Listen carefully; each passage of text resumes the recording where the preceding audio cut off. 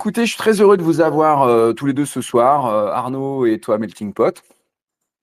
On a eu Arnaud, on se connaît déjà pas mal. Melting Pot, on a eu l'occasion de discuter et j'ai trouvé que le contact était très bien passé, donc je m'attends à une excellente émission. Sujet, alors double sujet ce soir. On est un petit peu fou. On est enthousiasmé par, je sais pas quoi. C'est pas la neige, c'est pas la météo. Je sais pas ce que c'est. On va faire deux sujets ce soir. Alors tout d'abord, il y a un truc moi qui m'a enragé. Je sais pas vous si cette actualité, ce que vous me direz ce que ça vous a inspiré. Mais le fait de voir que cette fabuleuse ministre là, dont j'ai oublié le nom là, vous savez la brune à lunettes, dont le nom va me revenir, a eu la riche idée de vouloir durcir euh, la loi sur la loi anti-discrimination. Cette députée macroniste là, comment s'appelle-t-elle déjà? Alors, c'est une ministre, c'est Aurore Berger. Merci, Aurore Berger. Elle est tellement insignifiante et fade que son prénom me glisse des mains, quoi. À chaque fois que je cherche à me souvenir d'elle, je l'oublie instantanément. Aurore Berger. Aurore Berger. euh, qui a voulu, donc, qui a fait parler d'elle récemment, pour expliquer que désormais, donc, les agences de location allaient devoir passer une formation anti-discrimination. Bon, je ne sais pas si vous avez vu passer l'info. Si oui, qu'est-ce que Oui. vous avez ressenti? Laissez parler vos émotions, s'il vous plaît.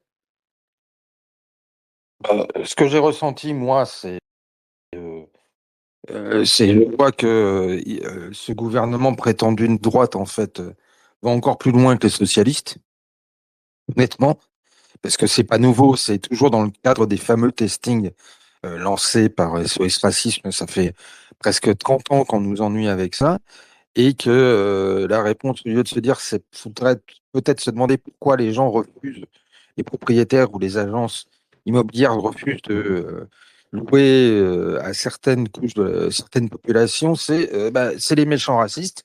Donc, qu'est-ce qu'on fait? On va rendre les agents immobiliers responsables de ça. Et donc, on va les obliger à faire une formation. Et comme ce sera la même chose qu'on rencontre dans la fonction publique, où maintenant on a des grosses formations obligatoires sur l'égalité, le genre et toutes ces choses essentielles, me direz-vous, eh bien, ça permettra de donner du fric de l'État, à continuer à donner du fric de l'État, donc notre fric à SOS Racisme. C'est tout. Il n'y a pas d'autre utilité à ça. Euh, Écoute, moi, je vais donner la parole à Melting Pot. Bah, je te la donne tout de suite. Je te donnerai mon sentiment après. Vas-y, à toi, Melting Pot.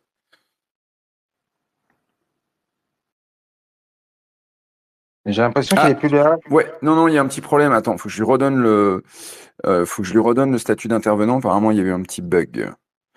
Est-ce que tu nous entends? Est-ce que tu peux intervenir? Bon, je vais voir si ça se résout rapidement. Ça doit être un petit problème de connexion, je pense. Je vais vous donner mon sentiment en attendant.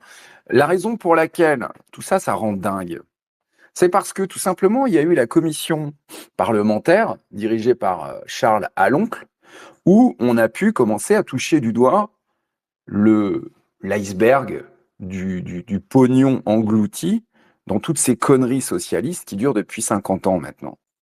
Et alors qu'il y a cette actualité qui est quand même commence à être bien médiatisée, cette meuf, Aurore Berger, décide de faire le truc le plus socialiste qui soit, c'est relancer une loi motivée en plus par du testing SOS racisme, quoi. C'est-à-dire, en fait, on a l'impression de voir une boucle temporelle, les années 80 qui se répètent, qui veulent pas mourir. Ah, tu es de retour, Matching Pot.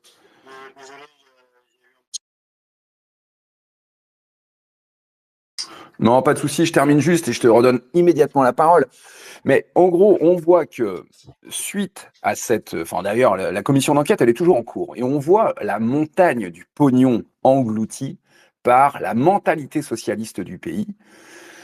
Et là-dessus, Aurore Berger arrive et dit, bah, moi j'ai une idée, Devinez ce que je vais faire. Je vous propose, suite à un testing d'SOS Racisme, un truc jamais vu.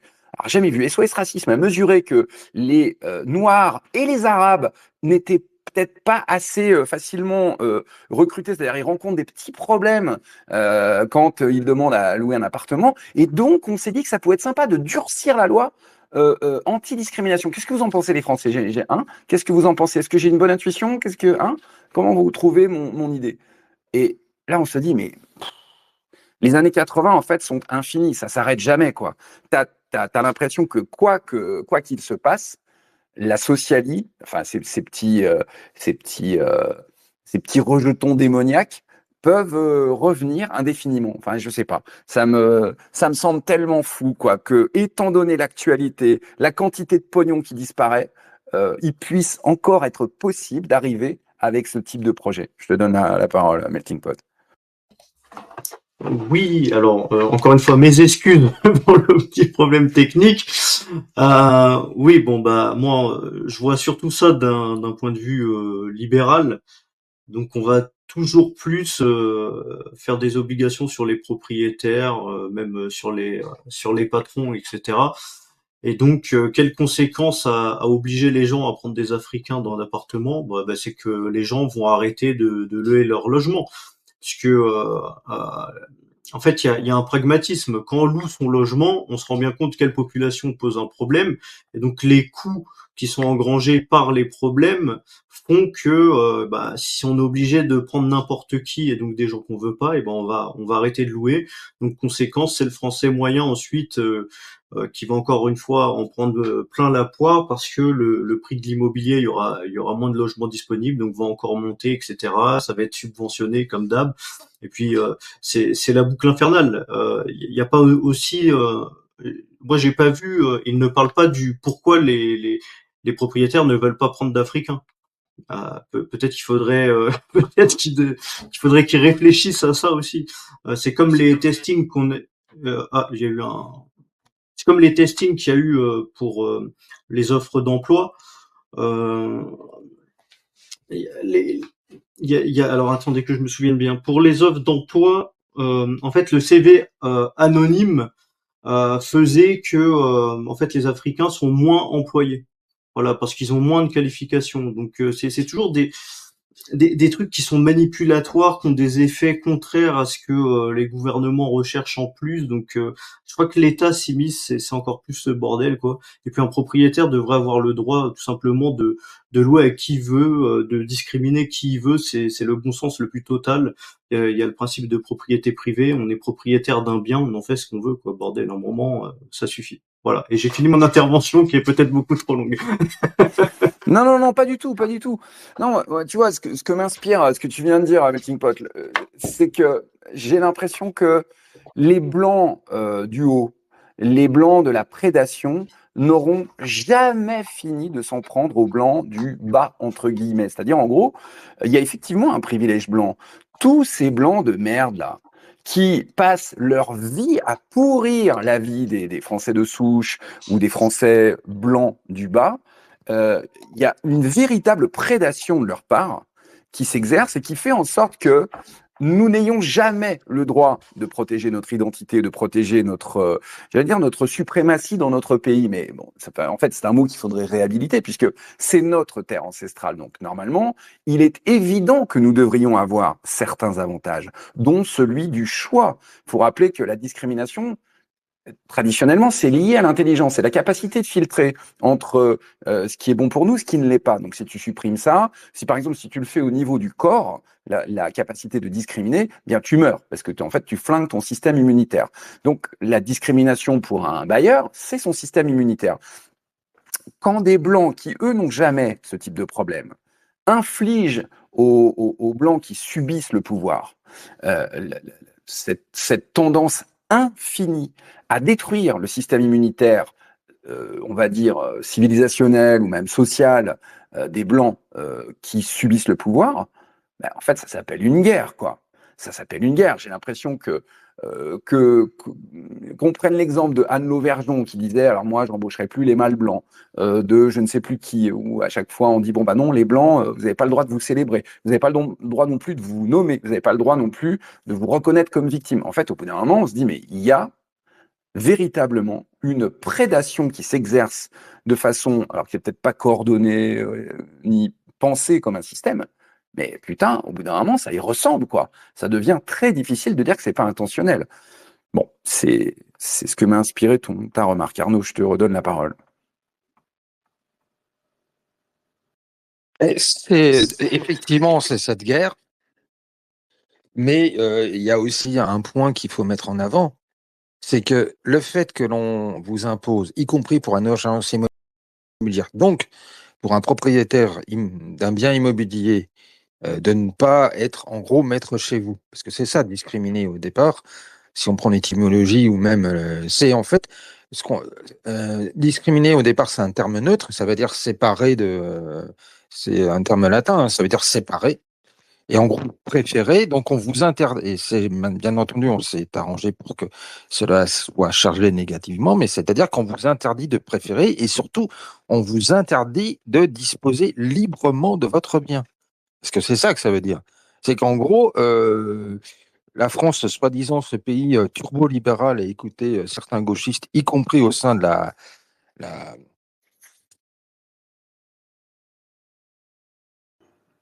y compris au sein de ouais, la droite nationale, comment dire, en fait, c'est un pays communiste. C'est-à-dire que même là, on va, qui dit effectivement formation sur ce type d'enjeu, ça veut dire qu'on va aussi former et recruter des gens contrôlés, pour vous contrôler. Donc, c'est non seulement on vous interdira de disposer librement de votre bien, mais en plus, on va contrôler la façon dont vous disposez de celui-ci.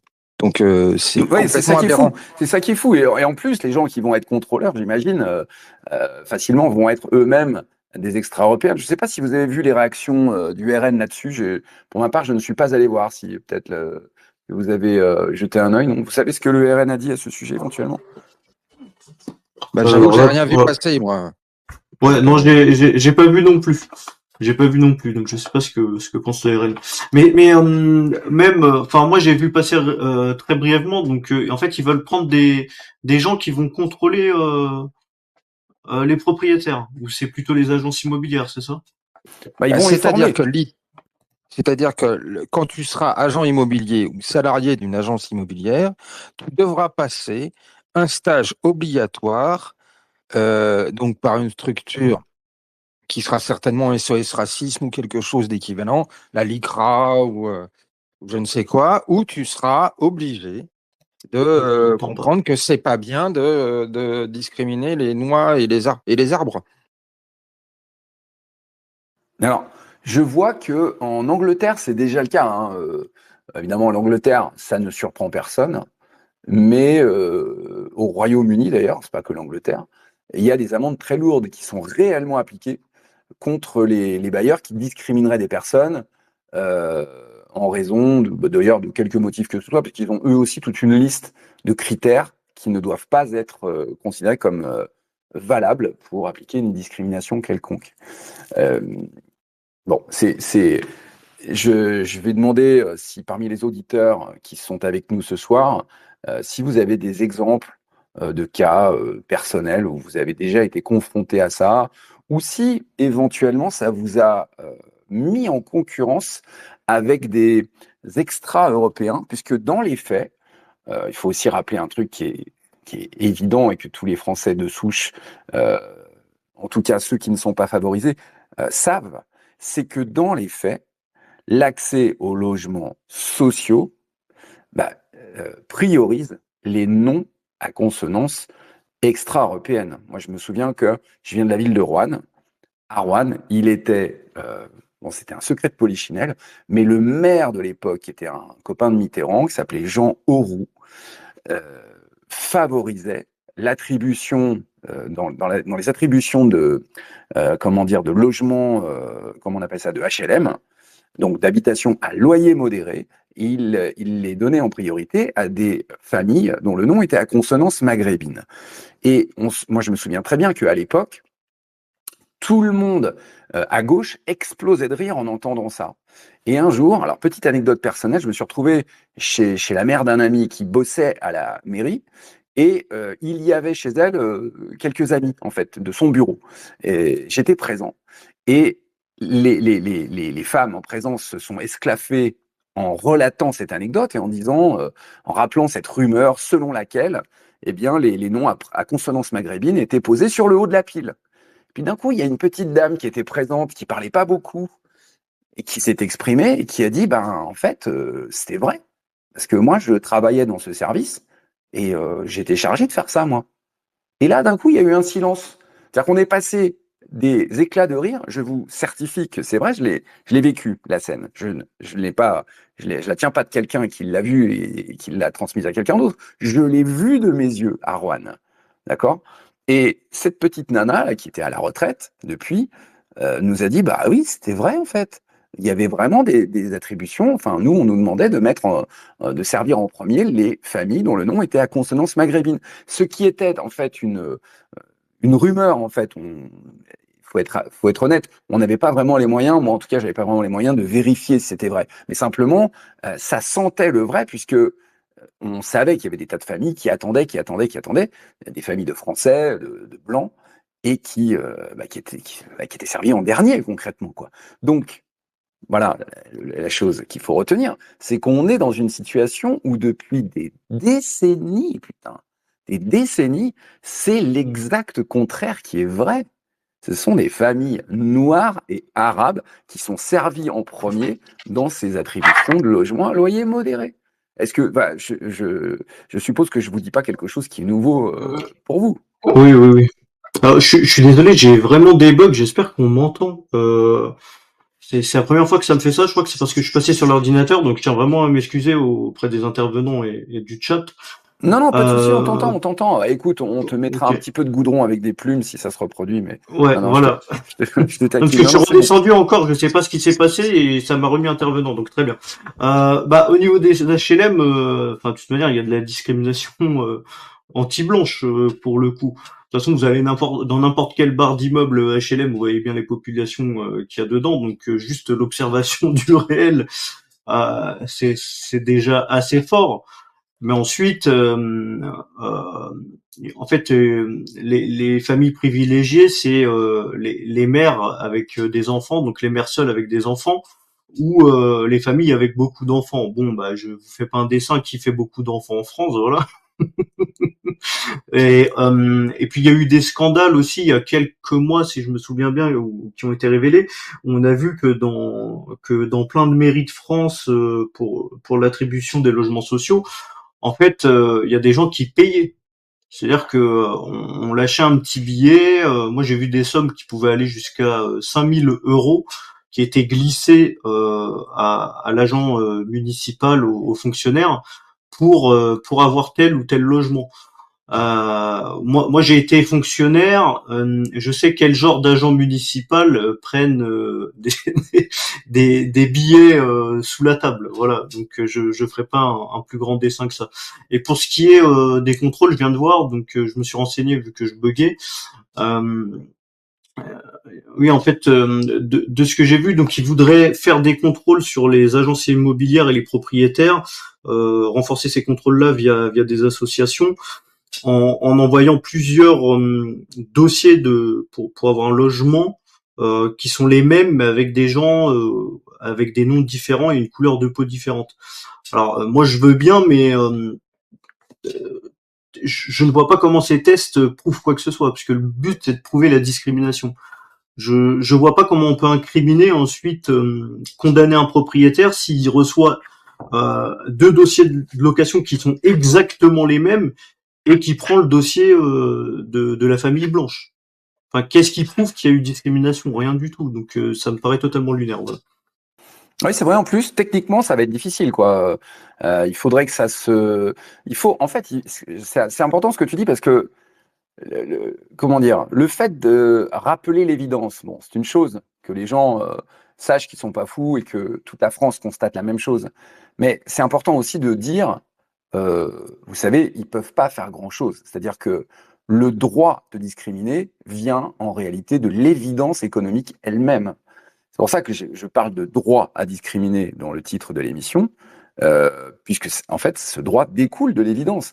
Et les bailleurs qui vont vouloir évidemment discriminer quand même, faut bien qu'ils se disent, bah, il n'y a pas vraiment de moyens pour l'État ou les organismes de vérification de les coincer.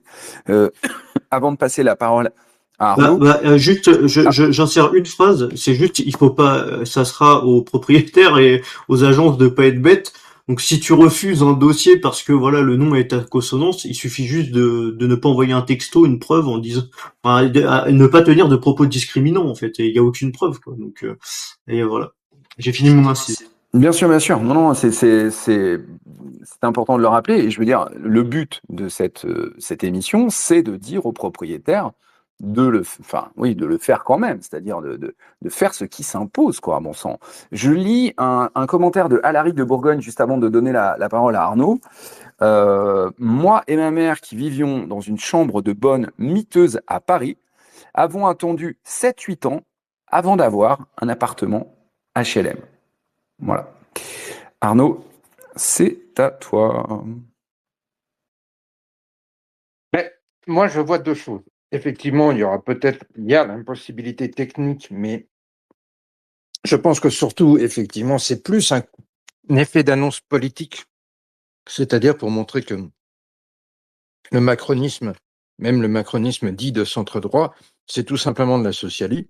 Donc en gros, c'est pour faire du gros appel du pied à la gauche, parce que c'est pas autre chose, compris par rapport à ce qui se passe dans le service public audiovisuel.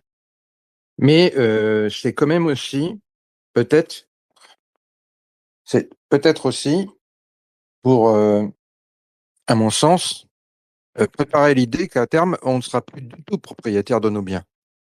C'est-à-dire qu'en fait, on sera peut-être propriétaire sur le papier, mais c'est l'État et les structures étatiques qui auront la pleine disposition de ces biens. C'est-à-dire, y compris à la vente, il y aura une espèce de droit de préemption. Moi, j'exclus pas ce genre de, en fait, un peu comme la grenouille dans la cocotte, qu'au lieu de faire bouillir d'un coup, en fait, on est bouillante, mais à petit feu, quoi. On cuit à petit feu. Et c'est tout à fait possible.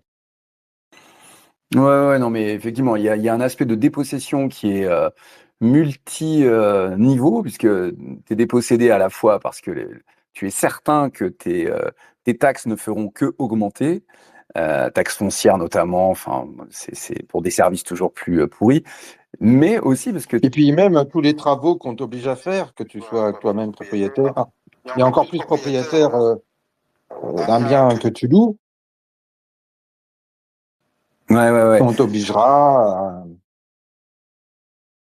à faire des travaux de mise en norme pour l'électricité, l'isolation et compagnie. Ouais, bien sûr, bien sûr. En fait, effectivement, t'es dépossédé de plein de façons différentes. Mais le fait d'être, comment dire, se sentir espionné rajoute encore une couche à cette dimension. Donc, c'est pour ça que je pense que ce serait intéressant si on pouvait avoir des gens qui louent, qui sont bailleurs et qui ont des astuces. Alors moi, j'en connais dans mon entourage qui, en fait, se débrouillent pour éviter de mettre des annonces et faire circuler l'information dans leur réseau d'amis. Parce que en fonction des régions où on se trouve, la demande peut éventuellement être très forte. Et en règle générale, si ce que vous avez à proposer est vraiment bien situé, intéressant et que le prix reste correct, voilà, vous allez avoir des demandes très rapides. Donc l'idée pour ceux qui ont cette possibilité, c'est le plus possible de fonctionner par réseau, c'est-à-dire de faire tourner l'information au sein d'un réseau assez fiable dans lequel vous savez que vous aurez ce qu'on appelle parfois dans le Sud des gens bien. Les gens bien, bon, en gros, je vous fais pas un dessin, tout le monde comprend ce que ça veut dire. Si tu connais quelqu'un de bien, tu me rencardes, d'accord? Bon, quelqu'un de bien, dans le langage des propriétaires, ça veut dire un mec avec qui j'aurais pas d'emmerde. Au début, ça voulait dire ça. Et puis très rapidement, les gens bien, voilà, je pense que vous avez compris. Ça commence par la même lettre que le mot qui nous intéresse, souvent, ce sont des blancs. Donc, en gros, pour un bailleur, je pense qu'il y a beaucoup d'avantages maintenant, en tout cas, à se tourner vers des solutions de ce type. La solution du réseau, c'est pas que je veux absolument, absolument renvoyer vers les braves, mais si vous insistez, je vais le faire. Il existe un réseau de cette nature qui s'appelle Les Braves. Et effectivement, si vous êtes un bailleur et que vous avez un bien à proposer, ça peut être une idée de le proposer dans le cadre de ce réseau. Enfin, moi, je ne sais pas ce que vous feriez si vous étiez propriétaire, mais moi, je choisirais cette solution. Je ne vous ai pas demandé d'ailleurs, Non. vous deux, vous êtes locataire, vous êtes propriétaire, vous êtes dans quelle situation? Alors, je suis en HLM, mais pas un HLM avec vraiment des Africains. Donc, je suis locataire. Ah, c'est Je rare en laisse France. Arnaud répondre. D'accord, d'accord. Toi, Arnaud, également, tu es Locataire en HLM, mais un HLM d'une grande métropole qui permet, paradoxalement, même s'il y a des populations diverses, entre guillemets, d'avoir quand même une majorité d'Européens. Si vous étiez... On a de la chance tous les deux. Je vais vous demander à tous les deux et aussi aux auditeurs, si vous étiez en situation de louer, quelle serait votre stratégie? N'hésitez pas dans le Comment ça, chat. si on était propriétaire? Oui, exactement. Oui. Alors avant, je veux juste réagir à ce que tu as dit, parce que en fait, utiliser son réseau, c'est littéralement en fait le marché noir. C'est-à-dire que en fait, partout où tu as le socialisme, tu as le marché noir qui s'installe. Ne pas passer par des structures normales, etc., c'est faire du marché noir. Donc les gens sont tout le temps obligés de passer par le marché noir. Voilà, c'est comme ça, et ça va de pair avec un appauvrissement des populations.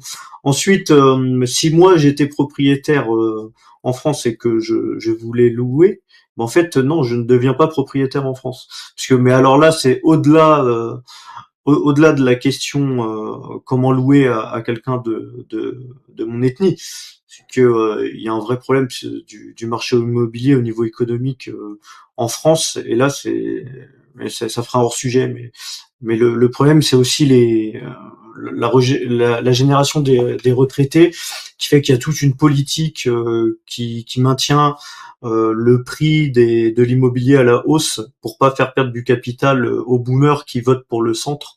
Donc c'est un cadeau des gouvernements aux retraités. Donc pour moi, l'immobilier est un Ponzi, et donc je n'irai pas, je ne ferai pas même avec des blancs. Voilà, mais et après sinon oui, bah faire du marché noir et passer des amis d'amis, voilà. Ouais, c'est... En fait, on est arrivé vraiment à ce stade, hein. Je partage assez ton verdict. Personnellement, jamais, au grand jamais, je me verrais louer quelque chose en France. En fait, le niveau d'insécurité est tellement pas à son sommet, parce que je pense qu'ils vont encore faire mieux. C'est évident qu'on peut encore progresser vers le bas. Mais quand tu sais que tu peux... Alors, parlons pas du squat, qui est quand même, j'espère, encore un peu marginal. Euh, pas, pas quand même trop répandu, mais qui existe quand même comme risque, hein. Quand tu cumules tout ça, alors le squat, les taxes, le fait que tu peux pas choisir, que tu as quand même de bonnes chances de retrouver ton appart dégradé, et donc bah, après finalement te taper des frais, de plus pouvoir récupérer, parce que en fait les histoires de petits vieux qui croyaient avoir sécurisé un petit peu leur vieux jour avec un appart ou deux à louer et qui se sont retrouvés avec des locataires euh, ingérables, euh, je pense qu'on en connaît presque tous. Presque tous. Moi, en discutant, chaque fois que j'ai abordé ces sujets, à chaque fois que j'étais avec un ami différent pour en parler, dans son entourage, il y avait quelqu'un qui s'était fait escroquer par un locataire. Aussi simple, aussi proche de moi que les parents de mon épouse se sont fait arnaquer par un locataire. Le mec a tout dévasté et le propriétaire a juste le droit de regarder et de compter les mois, voire les années, avant qu'il puisse récupérer son bien, quoi. Alors, je ne sais pas si dans les commentaires, je peux encore aller faire un tour, mais je vais aller voir. Si jamais ça vous est arrivé, laissez un petit témoignage pour nous raconter ça en quelques mots. Mais à peu près tout le monde a un truc à raconter sur ce sujet, tellement l'ampleur de la catastrophe est répandue sur le territoire français.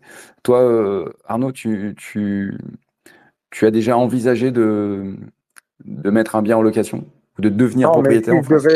si je devais poser l'hypothèse, bah, effectivement, je pense que comme Melting, je suis pas sûr d'être propriétaire. En tout cas, être propriétaire en vue de louer, je le ferai en France. Je pense que c'est suicidaire. Et je pense que ce que tu décris et ce que Melting explique à raison, le marché noir, ou on peut peut-être, sans utiliser le terme marché noir, marché parallèle, il existe déjà.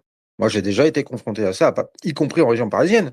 C'est que tu as une bonne part des biens qui sont mis en location, en fait, le sont pas du tout par des agences et le sont je dirais, par proximité. Ou alors, si tu, par exemple, c'est le cas, avec ce qu'on appelle le site, je pense qu'une bonne partie des gens aussi y connaissent, qui est Gens de confiance. Le site qui a été monté par des cathos. Et dans Gens de confiance, tu as effectivement une dimension de location de biens. Ouais, ça c'est intéressant. Gens de confiance, tu dis d'accord, ok, bah bon à Mais savoir, hein. comme Gens de Bon à confiance, savoir on aussi t'adresse à bien, des et c'est valable cathos. aussi bien pour ceux qui ont un truc à louer que pour ceux qui recherchent c'est ça, Mais ouais, oui, c'est sur ça. ce site. Alors, tu t'es recommandé, mais bon, Gens de confiance s'en sortent parce qu'il n'y a pas de côté de discrimination ethnique. Voilà. Mais c'est que tu fais la pression. Ouais, Ah oui. oui, oui, oui, c'est la grande condition. Alors après, oui, parfois on est un petit peu obligé de mettre en vitrine des choses, des visuels qu'on ne pratique pas forcément. Oui, oui, oui, dans la- mais par contre, le marché parallèle, il existe déjà. C'est la même chose, si tu veux, pour le marché de l'emploi. Je crois que France Travail, anciennement Pôle emploi, anciennement ANPE pour les dinosaures comme toi et moi.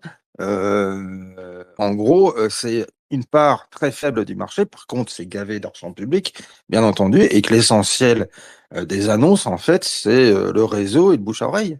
C'est déjà aussi un marché parallèle. Mais vous savez, j'écoute bien ce que tu dis, Arnaud. Et il y a un truc qu'il faut vraiment comprendre, c'est que pourquoi est-ce qu'on parle de ça ce soir?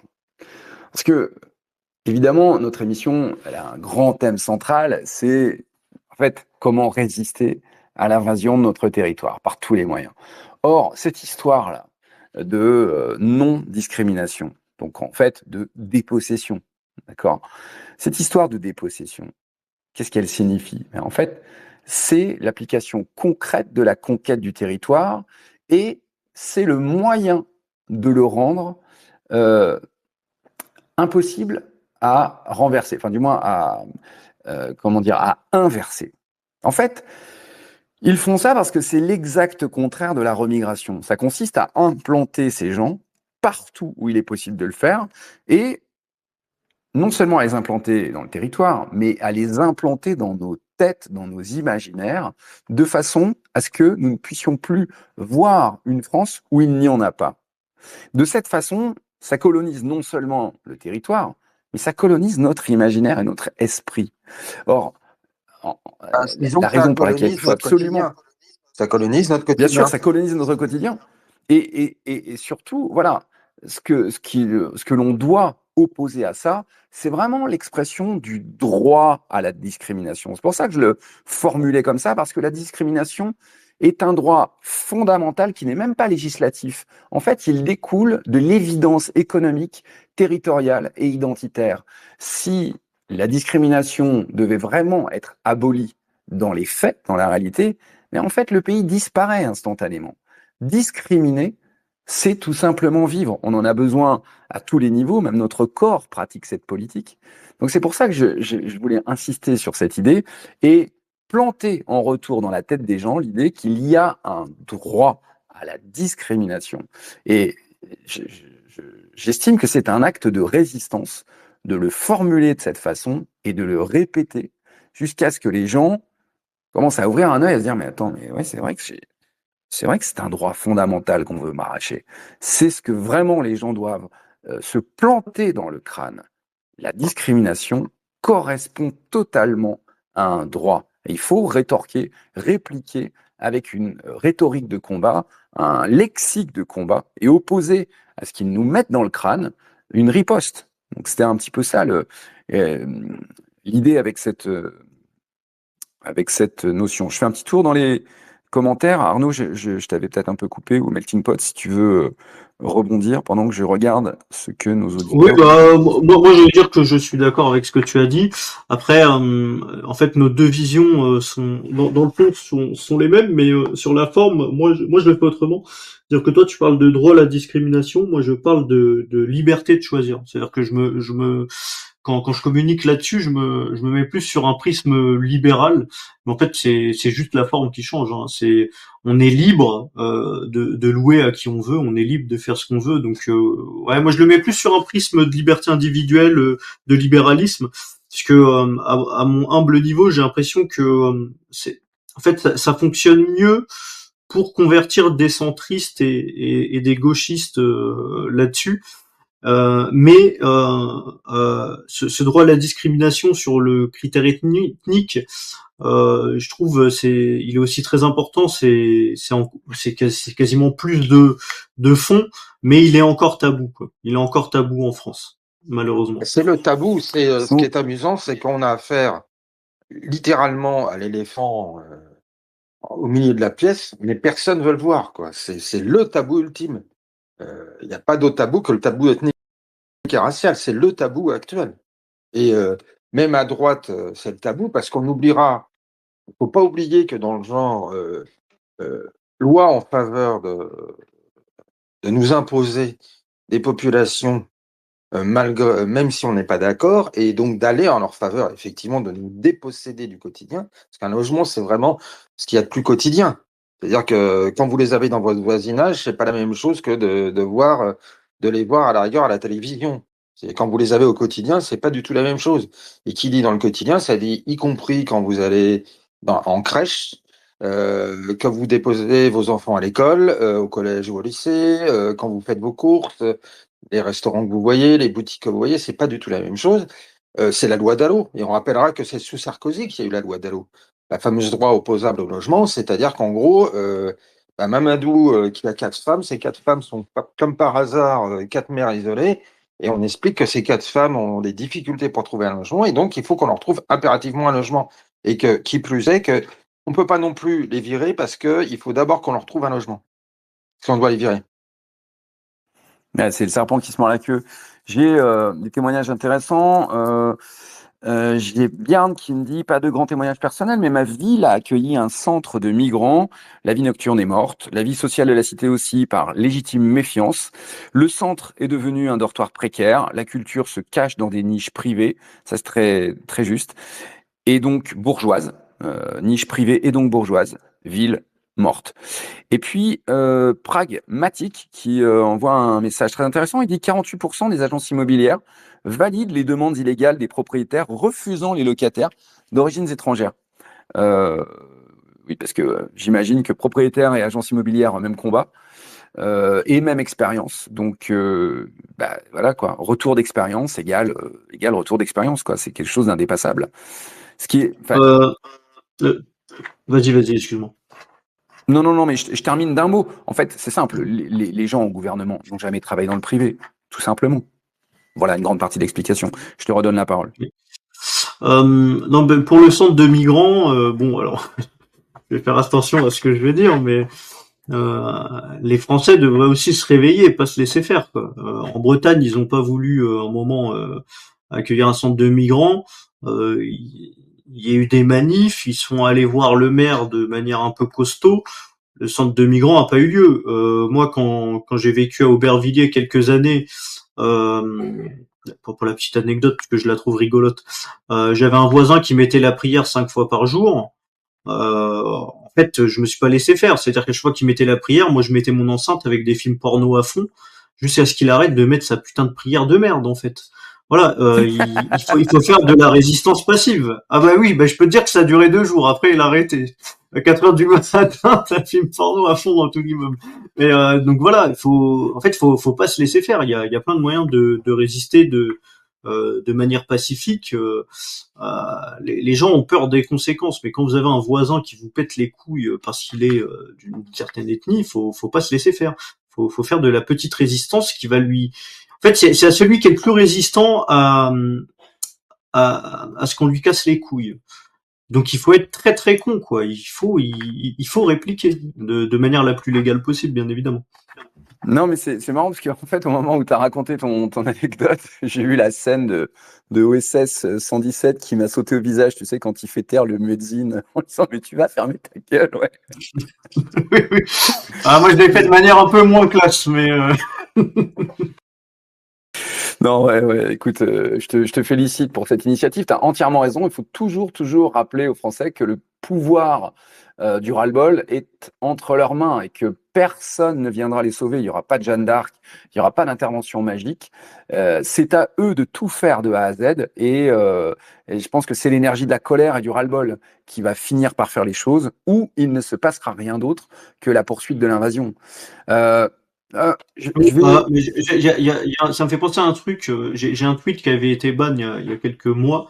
Parce il y a un mec qui disait que, je crois que c'était dans le sud de la France, ils ont accueilli, c'est un immeuble 100% blanc, et puis il y a des voisins, je crois, somaliens ou un truc comme ça qui sont arrivés, et ça a été la merde. Et donc, en fait, moi, j'ai donné plein d'astuces pour se débarrasser d'eux, en fait, et ça a été ban. Mais pour moi, faut vraiment pas laisser faire, en fait. Quand vous êtes dans un endroit, par exemple, où il y a que des gens comme vous, et qu'il y a un élément perturbateur qui arrive, en fait, il faut refaire littéralement de la discrimination et rendre leur vie invivable.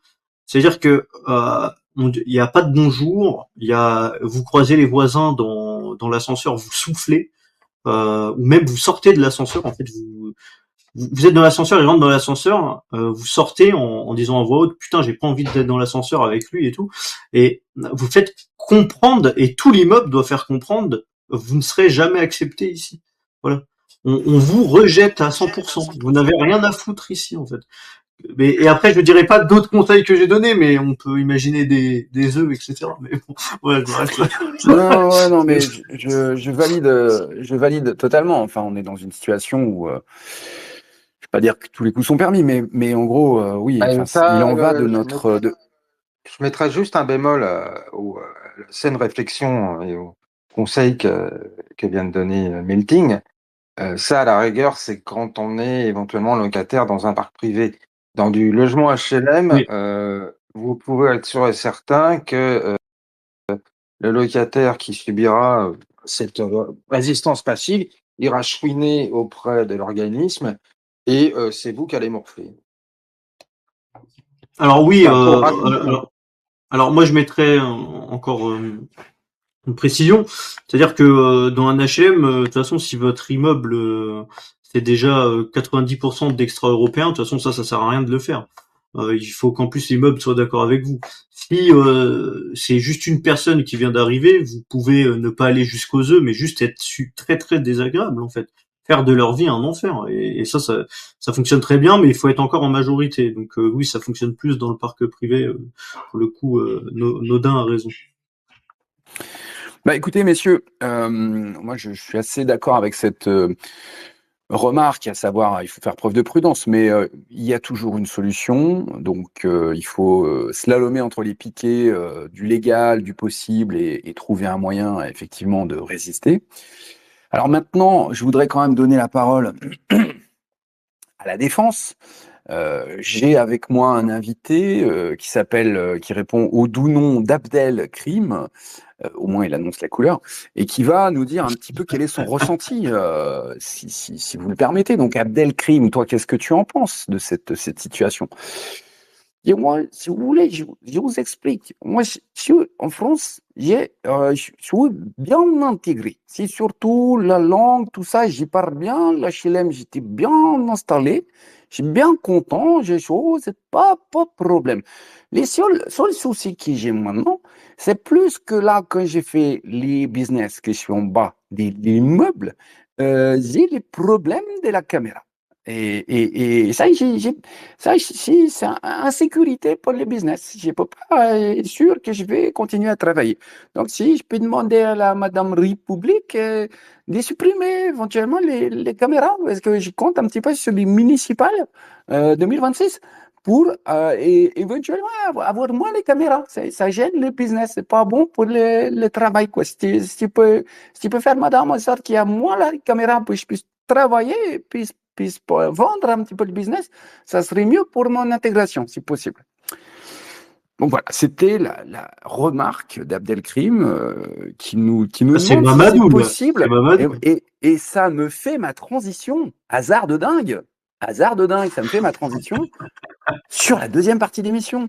Alors messieurs, admirez le professionnalisme. Non, en gros, j'ai vu un communiqué de certains maires et les filles, enfin pas maires et les filles, pardon, des prétendants au municipal, expliquer que les caméras de surveillance, c'était un gouffre à pognon, que c'était de trop, qu'ils souhaitaient les désinstaller et faire à la place des lieux de vie. Qu'est-ce qu'un lieu de vie? On ne sait pas, on ne le saura jamais, mais un gouffre à pognon, un nouveau gouffre à pognon, mais en tout cas, qu'ils veulent désinstaller les caméras. Alors tout ça, ça m'a inspiré l'idée qu'il y avait peut-être, attention, je m'aventure peut-être beaucoup, une collusion entre ces maires et le narcotrafic. On connaissait la collusion entre les maires et l'islamisme, mais la collusion entre maires et narcotrafic, moi je me demande si elle n'est pas doucement en train de monter. Et pourquoi est-ce que c'est le deuxième sujet? Ben, tout simplement, une fois que vous avez conquis le territoire, que vous êtes assuré que les Français n'ont pas le droit de vous discriminer, quelle est l'étape suivante? Eh bien, installer le business et demander, s'il est possible, qu'on enlève la petite caméra là sous le lampadaire qui effectivement est gênante. Je ne sais pas si vous ne trouvez pas ça un petit peu discriminant, qu'il y ait des caméras qui empêchent, je ne sais pas, toi Melting qui est libéral, tu devrais être pour ce genre de business, il faut les enlever ou pas, ces foutues caméras, ça empêche de travailler les gens. Non, faut laisser les caméras, faut laisser les caméras. Je peux être libéral et être pour des politiques de sécurité qui empiètent un peu sur les libertés, il y a pas de problème. Oui, après ça, bon, bah c'est vieux comme le monde. Est-ce que les élus prennent directement des billets? C'est possible. Peut-être que les dealers euh, les payent pour enlever ça et ils négocient les voies de l'immeuble en échange. C'est très possible. Je sais pas trop quoi en penser. Il faudrait qu'il y ait des enquêtes qui sortent. On a vu, on voit les LR, etc. aller dans les communautés sénégalaises pour avoir les voix. Mais il faudrait qu'il y ait des enquêtes journalistiques entre narcotrafic et les élus de notre République. Mais sans ça, après, c'est juste des faisceaux d'indices quoi qu'on a. Enfin, je crois pas qu'on ait des preuves concrètes. Donc voilà. Non, effectivement, on n'a pas de preuves, on a des suspicions. Après, il y a des gens comme comment il s'appelle, Xavier Hofer, qui parle quand même de la oui, enfin si, il parle quand même un petit peu de la montée en puissance du narcotrafic et du fait que leur niveau d'organisation s'est démultiplié et qu'ils n'en sont plus au stade où ils en étaient dans les années 2000. Et que le développement logique du narcotrafic, enfin de ces organisations, bah, c'est de monter aux politiques. Et là, moi, je pense qu'on est arrivé, avec LFI, on est arrivé au stade où le fruit est mûr. C'est-à-dire que il n'y a pas besoin d'être grand clair pour savoir que des mecs comme Delogu fréquentent, évidemment, ou des mecs comme le prétendant à la mairie de Grenoble, là, comment il s'appelle Alan, je sais plus quoi. Alan Brunon. Bon, il est évident que ces mecs-là fréquentent du beau monde. Je serais très, très, très, très, très surpris que ça fume pas du shit ou que ça consomme pas toutes sortes de produits et que ça soit pas très de mèche avec ce genre de business. Je pense qu'on n'en a pas besoin des preuves. Un jour, on les aura. C'est-à-dire que l'enquête de frontière... Ah oui, bien sûr. Oui, vas-y, je te redonne la parole. Mais simplement Non, d'un mot, il y a eu l'enquête de frontière sur les collusions des maires avec l'islamisme, et je pense qu'un jour, il y aura la même enquête sur la collusion avec le narcotrafic. Non, mais moi, c'était vraiment juste une phrase, hein. C'était juste, je disais pas qu'il faut des preuves. On n'a pas besoin de preuves, on se doute très bien. Je dis juste que il faudrait des preuves. En gros, j'ai mal expliqué, mais il faudrait des preuves pour l'opinion publique, pour avoir quelque chose sur quoi se baser, de sourcer, quoi. Oui, totalement. Je te donne la parole, Arnaud. Alors, il y a déjà des. Alors, pour revenir, parce que là, il y a plusieurs réponses à apporter sur ce qui a été développé. En fait, c'est une proposition qui avait été faite, cette histoire de doter les caméras de surveillance, c'est Mathilde Panot, ce canon de beauté éléphiste, et puis l'intelligence surtout, qui avait dit que effectivement la proposition de LFI s'agissant de leur politique sécuritaire, avec moult guillemets sécuritaire, c'était non seulement doter toutes les caméras de vidéosurveillance, mais surtout, et ça rentre aussi dans la logique d'une collusion avec le narcotrafic, de désarmer les polices municipales, en fait de transformer les policiers municipaux en gardiens de colonie et encore. Et C'est très là, juste, j'ai ça vu que... c'est un ensemble, très bonne remarque, oui, c'est vrai. Mais parce que beaucoup de communes, c'est pas le cas, même à Paris, on a une police municipale qui est pas armée, mais il y a de plus en plus de polices municipales qui sont confrontés, en fait, c'est eux qui sont confrontés, même titre que les BAC, sauf que les BAC ne font pas d'îlotage, mais le fonctionnement des polices municipales font qu'elles sont confrontées au quotidien au narcotrafic. Et il y a aussi la volonté de légaliser le trafic de cannabis. Alors on pourrait dire oui, mais ça porterait préjudice au narcotrafic. Pas tant que ça, parce qu'on sait que maintenant les narcotrafiquants, il y a une bonne partie de leur argent, vu les volumes qui arrivent tous les jours, tous les ans en France et en Europe, et donc qui arrivent en France, il y a la cocaïne et la MDMA. Je veux dire, s'il n'y a plus effectivement.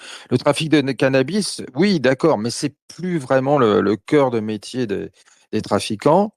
Il y a quand même des preuves de corruption. Il y a des mairies qui ont été concernées. Par exemple, pour revenir sur une enquête, il y avait quand même eu un documentaire qui datait, je crois, de 2015, qui avait été en 3 volumes, qui revenait en fait sur les rapports entre crime organisé, milieu et mafia et la République en France, en gros depuis la Résistance jusqu'à 2015. Et dans le 3e volume, il revenait sur justement le poids du trafic de drogue et des collusions, autour de 2 exemples en Île-de-France. Le premier, c'est à Bagnolet, ça a même fait la une de la presse, c'est-à-dire que la mairie de Bagnolet de l'époque, alors je ne sais plus si c'était déjà une mairie de centre droit, parce que c'est pas une question de politique. Alors effectivement, les filles sont les plus en avant, mais il y a beaucoup de mairies de droite, de centre droit qui sont concernées. En gros, le frère de d'un des plus gros trafiquants de drogue, donc Bagnolet, vous imaginez, Bagnolet, je précise, c'est une commune de Seine-Saint-Denis, qui est en gros de l'autre côté du périphérique, à l'est de Paris. Et son importance, c'est que c'est une commune qui est en fait, quand vous arrivez par la 1, c'est-à-dire l'autoroute qui permet ensuite d'aller et en Belgique et aux Pays-Bas. Donc vous imaginez bien les circuits de drogue par ce biais. C'est un accès direct en fait à la drogue qui vient de Belgique et des Pays-Bas. Et donc, l'un des frères de ce trafiquant était, comme par hasard, l'un des gestionnaires d'un centre technique municipal à Bagnolet. Et il y a eu une enquête dans le cadre justement de l'enquête sur sur son réseau de trafiquants de drogue. Il y avait de la cocaïne, mais pas quelques petits pochons, hein. Il y avait pas mal de cocaïne qui avait été, comment dire, stockée dans ce centre technique. Et il semble-t-il, au fur et à mesure de l'enquête, le maire savait pertinemment qui était cet agent municipal et ce pourquoi il avait été recruté. Puisqu'il était recruté aussi pour contrôler l'opposition lors des conseils municipaux. Dans le même C'était reportage, pas dans le moi, même... c'était pas moi, c'était C'était pas pas, Abdelkrim, j'étais pas là à cette c'est époque. pas Adel Crème, c'est vrai, C'était c'était un cousin. un cousin, C'était un cousin. un Je sais gentil pas, cousin. voilà. Là, C'est un gentil. non, mais c'est édifiant ce que Mais tu et racontes. après, il y avait l'autre. Je termine. Et après, il y avait là pour le coup, c'était un black, un noir qui expliquait que lui, c'était en Essonne. Il avait été un des trafiquants les plus en vue en Essonne. Et il expliquait qu'effectivement, dans les années 90, le maire allait le voir en lui disant, écoute, je te laisse faire, je ferme les yeux, je m'arrange pour que la police municipale, et même il le disait, il y a des trafiquants qui disent qu'effectivement, il y a des maires qui, lorsque des dealers, des choufs ou je ne sais quoi sont arrêtés, vous avez des maires ou des adjoints au maire qui vont dans les commissariats pour faire comprendre que non, faudrait peut-être le libérer. Vous avez ça, et Ça, c'est hallucinant, ça, par contre. Là, on est dans un niveau de gravité, enfin, ouais, ça dépasse l'entendement. Je te laisse terminer, excuse-moi, Arnaud, vas-y, je t'en prie, fini. Et il y a eu d'autres affaires, c'est qu'il y a eu un maire comme ça, Madame le maire d'Avalon, donc commune de Bourgogne, euh, origine bien entendu maghrébine, qui était un peu embêtée parce qu'elle a même fait de la prison, parce que ça date de 2024. Son frère était reconnu comme étant impliqué dans du trafic de drogue, et bien entendu, il se servait du fait que sa sœur était le maire de cette commune. Et elle, bien sûr, a été maintenue en détention. Il y a aussi une histoire qui a concerné, même si elle a été, comment dire, relaxée, de la maire socialiste de Canteleu, qui est une commune de Seine-et-Marne, qui compte une très forte communauté immigrée, et qui, bien aussi, là aussi, il y avait des accusations franches et nettes de trafic de drogue. Autre problème, vous avez Le Havre. Vous savez, la commune d'Édouard Philippe et de Médine. Le fameux Médine, les chanteurs très pacifistes qui ne veulent pas du Ouais, tout ouais. égorger les couffards. Eh bien, le Havre, du fait de son port qui est géré complètement par la CGT, c'est la première porte d'entrée du trafic de cocaïne en France, et ça se chiffre non pas en kilos ou en centaines, mais en tonnes. C'est des tonnes qui arrivent tous les ans en France par le biais du port de Havre. Et il y avait un documentaire qui avait été fait par Envoyé spécial il y a quelques années qui expliquait que la CGT du port de Havre était complètement impliquée dans le trafic de cocaïne, et notamment par les dockers, et singulièrement les dockers maghrébins. Ah, c'est fabuleux ça. Tu vois, alors là, le coup du Havre, ça m'achève. J'hallucine sur l'ampleur. Tu vois, je suis pas du tout surpris en fait quand tu entends CGT et collusion avec le narcotrafic, qu'il y a une sorte de pont évident en fait entre la magouille et l'univers de la gauche extrême, quoi. Puisque en fait, ces gens ont évidemment besoin de pognon pour apparaître et Bah, non, mais je suis pour d'accord qu'on. avec toi, mais c'est-à-dire que ça, c'était l'image qu'on avait pendant des décennies, parce qu'elle était fondée aussi en espèces, hein. On se disait que ça ne concerne que Marseille. Oui, mais non. Bien sûr, Marseille est toujours, et bien sûr, ce qui se passe avec Delogu ou avec d'autres à Marseille, c'est évident. On sait par exemple que le Parti socialiste, avant même sous Gaston Defferre, et ensuite quand ça a été Guérini et les autres, et même Gaudin, hein, ils ont fermé les yeux sur le trafic de drogue, et notamment tout ce qui se passait au port du Havre. Payan, qui est l'actuel maire de Marseille, il n'a pas demandé comment ils ont été imposés, hein. Il y a Ravier avait expliqué qu'il y avait des gens qui étaient connus pour, en gros, être en collusion complète avec le milieu, et qui sont utilisés par la droite et par la gauche à Marseille pour contrôler les votes.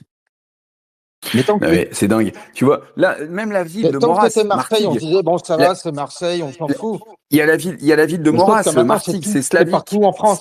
C'est Slavique qui faisait part dans les commentaires de cette info, c'est le magazine Frontières là, qui a fait savoir que le maire communiste de Martigues, parce qu'ils ont élu évidemment un communiste dans la ville de Moras, hein, c'est Gabi Charroux qui a été mis en examen dans une affaire de corruption et favoritisme dans l'attribution des marchés publics du logement social après la découverte de 3,3 tonnes de cocaïne dans une villa, quoi.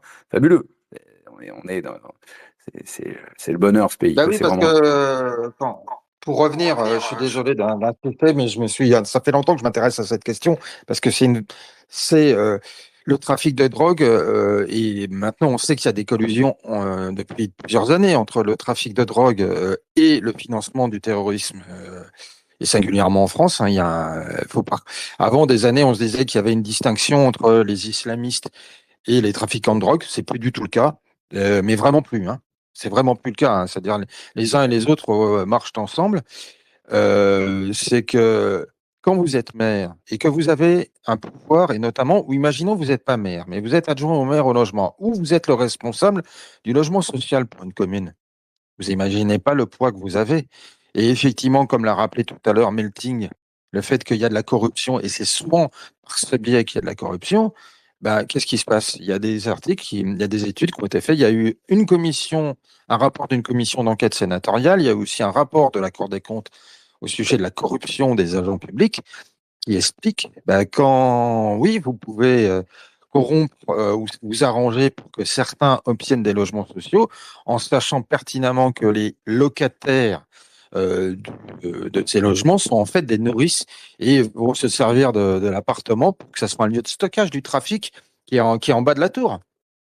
Ouais, il y a vraiment une boucle qui se referme avec l'accès au HLM et qui deviennent en fait des lieux comme tu dis, de stockage de la dope là pour que le business se fasse en fait. Et là, la boucle est bouclée en fait, hein. C'est une Oui, oui, manière de puis tenir un territoire et d'exclure tous les autres agents économiques d'ailleurs, puisque ça fait partir toutes les entreprises. En fait, c'est un peu comme quand tu as, désolé de le dire de façon triviale, mais comme quand tu as plein de racailles maghrébines sur une terrasse, bah, tous les autres clients fuient. Et à la fin, ça devient un bar de racailles, ce qui ah permet oui, ensuite totalement. à un patron racaille de racheter le bar pour que cette fois, ça devienne entériné, quoi. Ah bah totalement, mais c'est ça, mais c'est réellement ça. Et dans le genre actif économique, on l'avait vu, si tu veux. Ah, il y a Nicolas. Nicolas. Allô? Ouais, Timothée, tu fais un écho. Bon, je termine Désolé. après. Voilà. Voilà, et l'idée, si tu veux, c'est que, par exemple, il y a eu des chantiers à Marseille où les types qui étaient au pied des tours et qui tenaient le deal allaient voir les mecs en nous disant, bon, ben, mais c'est du racket complètement assumé, puis en plein jour, en disant, ben, en gros, si tu ne verses pas l'argent pour qu'on protège le chantier et si tu n'emploies pas nos cousins, on va te pourrir la vie. Et sauf que bah, les gens ont dit non. Il y en a qui ont subi, qui sont allés se plaindre au mairie de secteur à Marseille. On leur a fait comprendre qu'il fallait fermer les yeux, quoi. Toi, Melting, c'est des trucs que tu vois là où tu es, ou c'est inconnu au bataillon, ces phénomènes là ces problèmes avec les caméras de vidéosurveillance, éventuellement comment dire, des élus qui promettent de les enlever. Tu as ça près de chez toi, non? Après, moi, je suis en Bretagne, il se passe rien. Après le reste de l'année, je suis à Porto, donc il y a pas tout ça. Mais moi, ce qui m'intéresse, puisque là, vous êtes très complet sur tout ça, moi, je m'y connais pas assez. Moi, puisque là, vous êtes dans quelque chose de conscient, c'est-à-dire que c'est fait de manière consciente, de la collusion consciente avec le narcotrafic. Moi, ce qui m'intéresse, c'est plutôt l'idéologie qu'il y a derrière. C'est-à-dire que je pense qu'il y a une bonne partie des élus de gauche qui ne le font pas de manière consciente. C'est-à-dire qu'ils considèrent que le trafic de drogue, les délinquants, les criminels le font parce qu'ils n'ont aucune perspective d'avenir. Et donc, ça ne sert à rien d'aller les arrêter puisque fermer un point de deal, etc. Et ben t'en as un autre qui va ouvrir. Donc c'est quoi la phrase? C'est ouvrez une école, vous fermez une prison. Donc ils sont Oui. vraiment dans cette matrice mentale là, et donc il se dit, là ça revient au tout début quand tu as introduit le sujet, on va faire une cour spacieuse, un lieu de vie, voilà, où les habitants vont pouvoir dialoguer, discuter. Il faut leur ouvrir des médiathèques, des machins, des trucs, leur donner accès à la ville, des transports en commun, les éduquer, leur donner du boulot, et en fait on traitera le problème à la racine en faisant ça, et ils auront plus besoin de dealer. Voilà, donc en fait c'est le gauchisme, c'est l'angélisme de gauche qui leur fait croire à toutes ces conneries. Le fait est que en fait on leur a déjà offert tout ça, et qui deal quand même. Donc en fait c'est la matrice idéologique que je viens de décrire qui après permet ensuite à des élus un peu plus véreux, un peu plus pragmatiques, véreux, qui concernent leur intérêt personnel, de monter tout ça, et aussi aux criminels, bien évidemment, de pouvoir s'immiscer dans les sphères de pouvoir en montant tout ça. Et voilà. Après, moi, à partir du moment où ça monte tout ça, moi, je m'y connais pas assez, donc moi, je pourrais apporter ma pierre à l'édifice. Voilà, je vous ai décrit un peu la matrice idéologique qu'il y a derrière de manière courte, hein, je l'ai fait. Et il faut pas oublier qu'en fait, à la base, il y a vraiment des gens de gauche vraiment très très naïfs qui sont animés de bonnes intentions de base. Mais bon, ils Mais tirent toujours pas les leçons au bout de 60 ans, quoi. Donc, non, mais ouais, j'ai fini. T'as entièrement raison, Melting. Tu vois, ce que tu dis, pour moi, ça s'est incarné de façon très concrète. J'ai discuté avec l'ancienne maire de Roanne, une nana qui venait du monde agricole, qui était la naïveté et l'arrogance aussi incarnée lors quelque chose, je crois, je me rappelle plus de son nom, enfin bref. Et cette nana, je me rappelle avoir discuté avec elle, alors totalement par hasard, dans le village où j'habitais, puisque moi j'habitais pas à Roanne, j'étais à Saint-Alban-les-Eaux, juste à côté de Roanne, sur la côte rouennaise, une très belle région.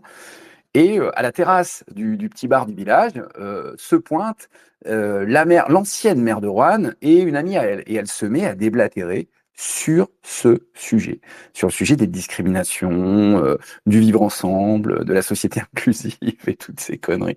Donc moi, à un moment donné, elle était vraiment à la table d'à côté, il y avait personne. Donc je dis, excusez-moi, mais c'est ce que vous dites, c'est étrange. Vous, vous êtes au premier degré quand vous décrivez tout ça, parce qu'en fait, elle décrivait littéralement l'idéologie, le soubassement dont tu viens de parler, quoi, le truc qui rend possible ensuite toutes ces magouilles, cet angélisme, quoi. Et là, d'un coup, elle monte dans les tours, elle se met à dire, mais oui, évidemment. Puis là, elle commence vraiment à partir. Elle fait, bah oui, puisque sinon, dans quelle société voulez-vous qu'on vive? Parce que vous voulez quoi là? Puis vraiment, elle commençait à devenir véhémente quand on aurait dit qu'elle avait détecté que j'étais pas de la même écurie. Et donc, je l'écoute, je lui dis non, c'est intéressant. Et donc, elle me sort justement toute la panoplie, toute la litanie de l'angélisme de la société ouverte de gauche. Je dis non, parce que c'est marrant, parce que vous êtes maire de Roanne, vous venez dans un village où il n'y a plus que des blancs, où c'est vraiment très très calme, il y a vraiment une sécurité parfaite et totale. En quelque sorte, vous êtes un peu venu dans l'Olympe pour pouvoir discuter des affaires des hommes, quoi. Vous êtes là parmi comment dire, dans le ciel des idées, en quelque sorte. Parce qu'à Roanne, là, tout de suite, là, maintenant, il y a quand même pas mal de bars où cette discussion, tenue en jupe courte comme vous êtes maintenant, vous pouvez plus la tenir sans vous faire emmerder. Donc, je sais pas, je trouve ça étrange, quoi. Vous pourriez faire cette discussion, et je lui ai cité un certain nombre de bars dans lesquels elle ne pouvait plus vraiment aller, du moins pas dans cette tenue. Bon, bref. Donc, effectivement, je ne vais pas poursuivre sur l'anecdote parce qu'il y a eu la suite de la conversation s'est poursuivie, mais effectivement, il y a vraiment à la racine de ce problème des andouilles absolues qui ont une capacité de zéro à la projection, à l'anticipation, je sais pas, à la modélisation du réel, je sais pas comment il faut dire, et qui nous emmènent comme ça en enfer simplement parce que les bonnes intentions ont pavé la route. Et effectivement, c'est un truc qui semble un peu inarrêtable parce qu'en fait, ils sont le camp du bien. Donc, ce que tu décris, Melting, c'est tout le problème du bien, quoi. Comment on fait pour combattre le bien quand des gens sont persuadés d'être le bien? C'est un peu ce que disait Jared Taylor. Il disait, en fait, quand vous êtes dans le camp du bien, vous avez une sorte de drogue en permanence. Votre cerveau vous récompense en permanence. Et dans son livre si nous ne faisons rien, il dit est-ce que vous abandonneriez une telle position? Vous êtes comme un dieu en quelque sorte. Donc effectivement, quand tu crois que tu incarnes le bien, bah, tu te bats contre le mal, quoi. Tu as ton costume de super-héros et tu y crois vraiment. Voilà, c'est juste ça, quoi. Avant de donner la parole à qui voudra la prendre, je Oui. vous lis un truc. Ah bah vas-y, réagis, je t'en Vas-y. prie, je t'en prie. Non, je voulais, oui, pour rebondir très brièvement, puisque tu disais oui, dans des bars elle pourrait pas aller, etc. Oui, bah en fait dans sa matrice idéologique, elle ne peut plus aller dans certains quartiers ou dans certains bars parce que la droite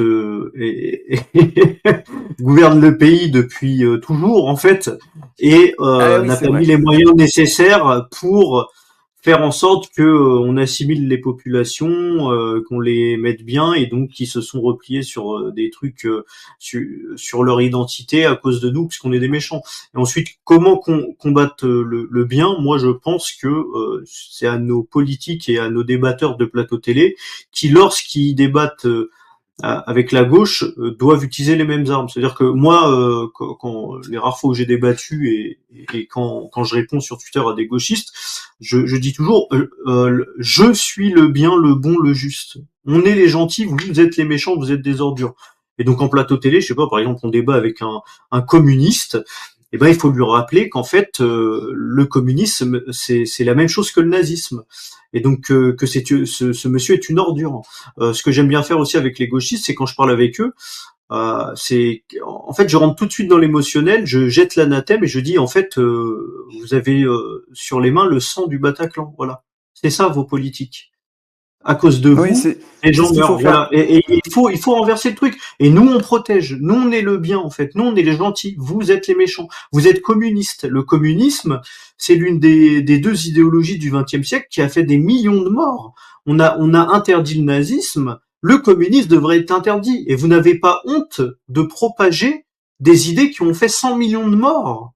Est-ce que vous voulez qu'on parle des révolutions communistes en Asie, en Europe de l'Est, etc. Le communisme fonctionne. Ah bon?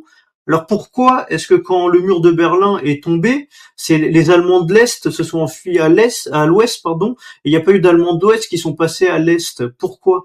Donc en fait, vous êtes des génocidaires. Voilà. Vous voulez le génocide des gens, monsieur. Voilà. Et il faut pas les lâcher tout le temps. À chaque apparition d'un élu communiste socialiste, en fait, il faudrait un pressing de la droite. Monsieur, vous êtes une ordure. Voilà, vous êtes une ordure. Et quand il pose des questions, parce que c'est le débat, mais qu'est-ce que vous feriez? Je ne réponds pas à un communiste. D'accord? Je ne réponds pas à un communiste. Je ne prends pas des leçons d'économie d'un communiste. Je ne réponds pas à un communiste. Vous êtes une ordure. Voilà, c'est s'il faut T'as faire tout le entièrement temps. raison. T'as entièrement raison. L'émotion est finalement le seul truc que les gens retiendront et l'esclandre, le scandale marque la mémoire des gens. Il faut se poser la question, qu'est-ce qui va rester dans la mémoire des gens? Parce que les gens ont une mémoire de poisson rouge. Donc, évidemment, il faut y aller avec l'émotion. On a vu que les arguments ne marquaient pas de points, puisque ça fait des décennies qu'on a raison, mais ça fait pas des décennies qu'on emploie l'émotion. Donc, il faut y aller à fond, à fond, à fond sur cette méthode. Euh, Comme on Oui, approche doucement. vraiment, parce que je suis désolé, un dernier mot, c'est que il faut aller avec cette méthode et en fait le plus important c'est la répétition. Voilà. Ça doit être, il faut que les politiques et les débatteurs aient, je sais pas, une feuille avec des répliques et qu'ils utilisent tous les mêmes répliques et il faut répéter, répéter, répéter. Et il faut des répliques graphiques. Voilà, parce que l'apprentissage passe par des exemples. Un discours que les gens ont plaisir à entendre, c'est on parle d'une idée et on donne un exemple concret. Donc il faut que ce travail soit fait et qu'il soit répété tout le temps avec des grandes images chocs, du sang, de la violence, et que donc il y ait une association qui est faite entre le sang, la violence, l'extermination, les heures les plus sombres, et la gauche. Voilà, c'est vraiment le but. Et je m'arrête là. Non, c'est vrai, le fait de répéter est très important. La gauche bénéficie d'une sorte de caisse de résonance. Les concepts, et puis surtout d'une structuration de sa chaîne logistique, parce que le laboratoire de gauche produit des idées qui sont reprises et non pas méprisées par la gauche mainstream. C'est-à-dire qu'il y a une sorte de capillarité. Là. Les idées du laboratoire de gauche remontent jusqu'à l'appareil. Alors évidemment, l'extrême gauche, son rôle, c'est d'être toujours insatisfaite, de dire la gauche de gouvernement nous a trahis. Oui, mais en attendant, les concepts mis au point dans le laboratoire de gauche remontent. C'est comme ça qu'on a le wokisme d'ailleurs. Et c'est comme ça qu'on a du wokisme au gouvernement. C'est parce que dans le laboratoire de gauche, les idées ont été remontées. Alors qu'à droite, il n'y a pas ce système de caisse de résonance. Quand un concept de droite est pondu, à moins qu'il ne vienne des États-Unis et qu'il ne soit déjà porteur d'une énergie, d'une notoriété, qu'il ne vous apporte de la notoriété, eh bien, si ce concept n'est pas assez connu, il n'est pas traité. C'est ça le problème. La droite doit apprendre à fonctionner par capillarité, comme le fait la gauche, pour avoir une caisse de résonance sur ces concepts. Comme on s'approche de la fin de l'émission, je vous lis rapidement un petit truc que je vois là sur un article. Alors, c'est quoi? C'est France 24. Ces 2 dernières années, les associations d'élus n'ont cessé d'alerter sur l'emprise du narcotrafic qui touche près de... Alors, sur 10 communes, vous diriez qu'il y a combien de communes touchées par la montée du narcotrafic? Si je vous demande un chiffre sur 10, vous diriez combien? Combien de communes touchées? Alors là, c'est compliqué. Je vous donne, je Moi, vous sur donne la 4 sur réponse. 10, 3 sur 10, je sais pas. Je vous donne la réponse. C'est 8 communes sur 10 qui sont touchées. Ah, Ça m'étonne 8 pas, hein. sur C'est ce 10. que j'allais dire. Hein. Selon un rapport de la Cour des comptes publié en septembre 2024, c'est une vraie mafia. C'est en train de gangréner le territoire national. Hein. On ne parle pas d'une région. A martelé mardi devant la presse David Lisnard, président de l'Association des maires de France. Donc, on aurait pu parler de lui d'ailleurs plus tôt dans l'émission. C'était en ouverture du 107e congrès des maires. Donc, cette prise de parole est survenue après l'assassinat du frère du militant, la Amine Kessassi. Voilà, bon, c'est un mec qui était engagé dans la lutte contre le trafic de drogue à Oui, mais Marseille. le paradoxe de ce militant qui est écolo en même temps, c'est la contradiction, c'est que ça reste quand même. C'est là que tu vois que derrière la dénonciation légitime du trafic de drogue, tu as des réflexes communautaires, parce qu'il l'a trouvé quand même nécessaire je sais pas, il a trouvé utile d'être sur la liste de l'actuel maire de Marseille, Benoît Payan, et on se doute bien que quand tu es socialiste à Marseille, on sait quel est ton environnement, quoi. Faut, je veux dire, c'est pas les bisounours, ni les Teletubbies. Oui, là-dessus, il y a un énorme problème de cohérence. Bon, j'avoue que c'est pas ma communauté, j'ai les yeux secs là-dessus, mais Voilà. c'est la Non, non, situation non, mais qui. moi, c'est une question qui devient intéressante parce que même les services de renseignement se disent que c'est une menace qui est aussi importante que le terrorisme, parce que moi, je pense que les deux sont connexes. C'est-à-dire que maintenant, il y a des études qui ont prouvé, notamment, Ah oui, oui, comment dire, totalement. il faudrait que je retrouve je crois que c'est Jean-François Guéraud, qui est un ancien commissaire de police, qui a fait une étude très intéressante il y a quelques années sur le financement du terrorisme et en fait, les collusions et les interpénétrations, les connexions entre la criminalité organisée et les réseaux terroristes islamiques. C'est-à-dire qu'il faut comprendre que quand vous achetez votre barrette de shit, en fait, vous financez réellement Mohamed Merah ou les frères Kouachi. C'est très important ce que tu dis là. Ouais, ouais.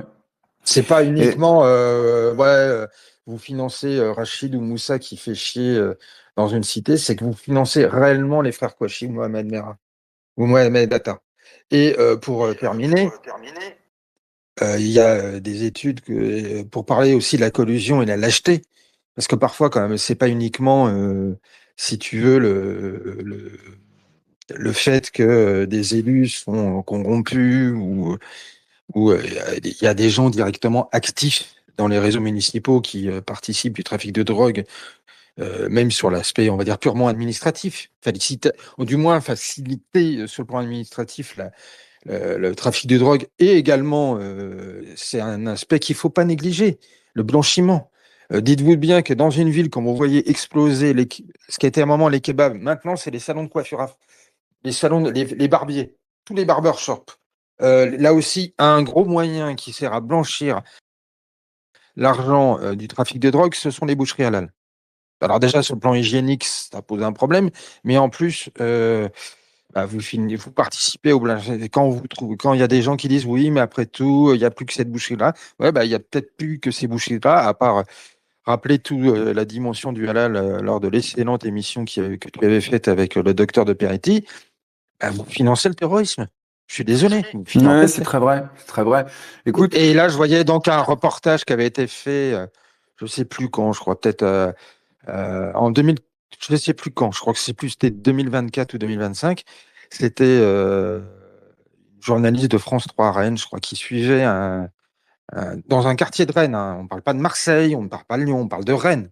Euh, il y avait eu des affrontements à l'arme automatique, donc en gros à la K-47 et d'autres dans une cité. Et à un moment, ils sont dans la cité en question à Rennes, ils arrivent au niveau du centre commercial et tu vois les mecs, les souffles en plein deal, en pleine journée et qui disent voilà. Et donc, tu vois que c'est en caméra masquée et tu vois l'élu municipal d'opposition qui, en fait, je suis désolé d'être vulgaire, mais littéralement se chie dessus et qui dit au mec ouais, vous inquiétez pas, si vous avez pas envie de filmer, il n'y a pas de problème, on va pas filmer et tout.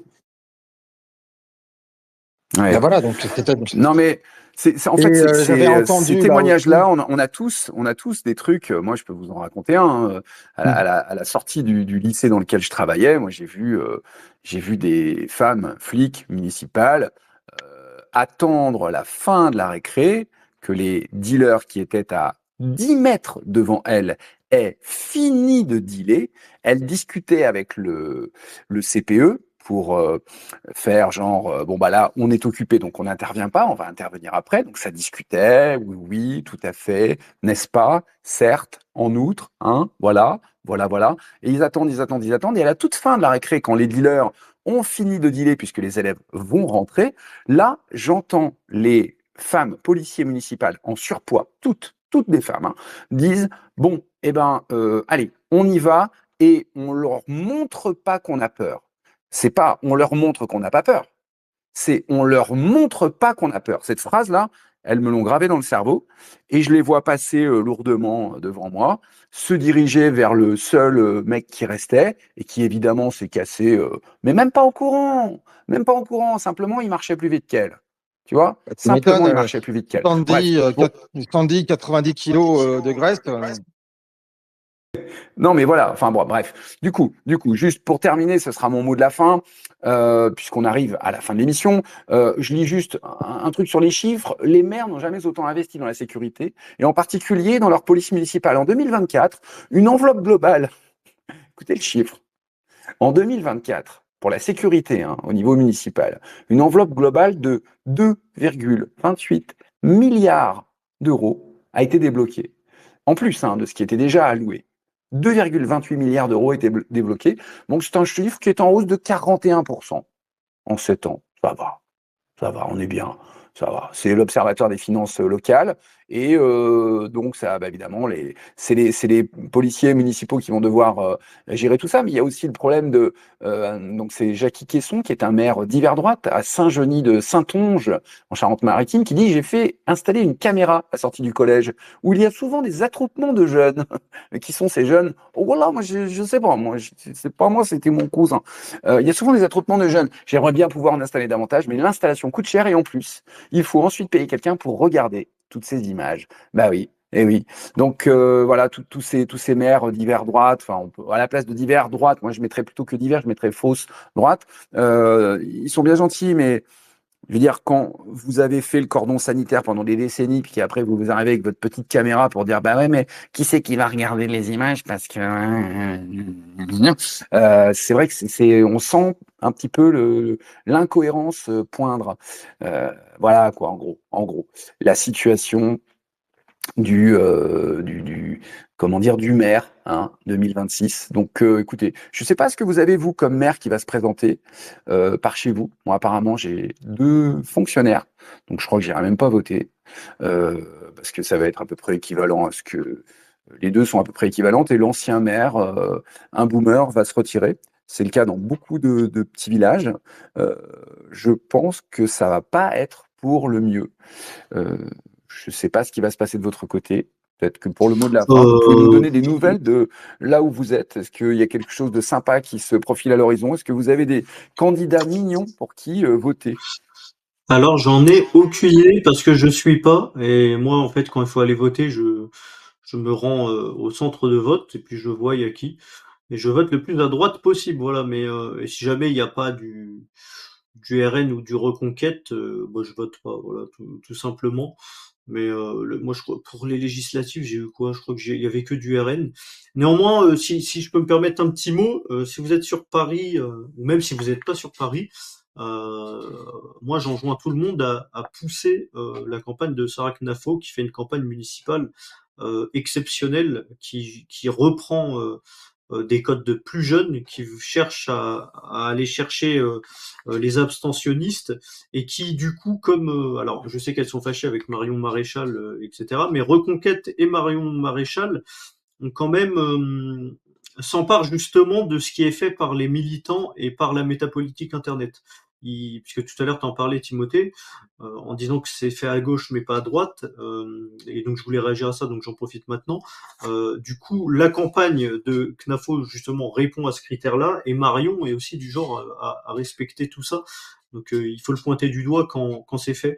Donc je vous invite à aller voir la campagne et à partager, à essayer que ça prenne de l'ampleur, puisque ce serait bien de ne pas laisser Paris, la capitale, aux mains de gauchistes ou de Rachida Dati. Voilà. Et donc, et pour terminer, moi, dans ma ville, je verrai quand ce sera les municipales, j'en ai aucune idée.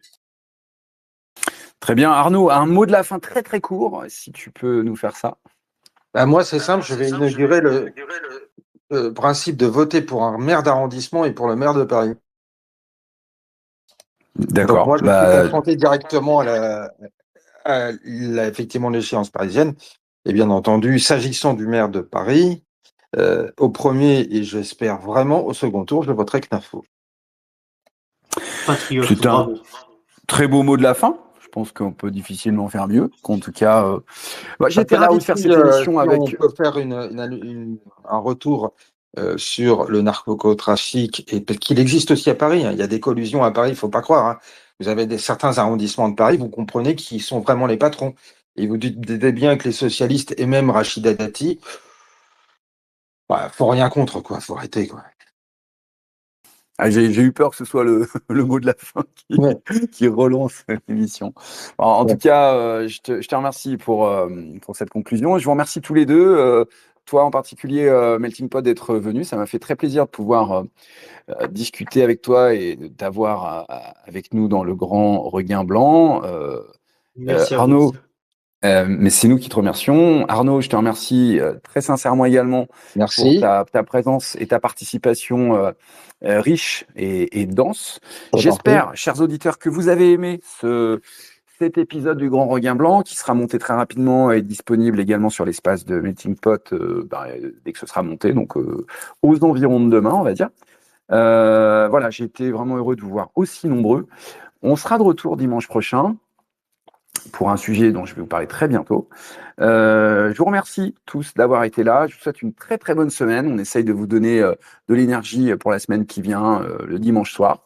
Désolé de ne pas avoir été présent sur les dimanches précédents, mais bon, on a parfois les aléas de la vie qui nous en empêchent. On sera là dimanche prochain et les suivants. Une très très très bonne semaine à vous tous, chers auditeurs. Merci à toi, Melting Pot. On te souhaite une excellente soirée. J'espère déjà, abonnez-vous au compte du Melting Pot sur X. oui, c'est impératif. C'est impératif. Et c'est chaîne totalement YouTube impératif. Aussi, et puis la chaîne et au YouTube, compte d'Arnaud Naudin. Vous pouvez vous abonner à mon compte X si vous avez apprécié l'émission. Je vous en remercie par avance. Et puis, je vous dis à très bientôt, chers auditeurs. Portez-vous bien, chers amis préféristes. Bye bye. Merci pour l'invitation, Timothée. C'est moi.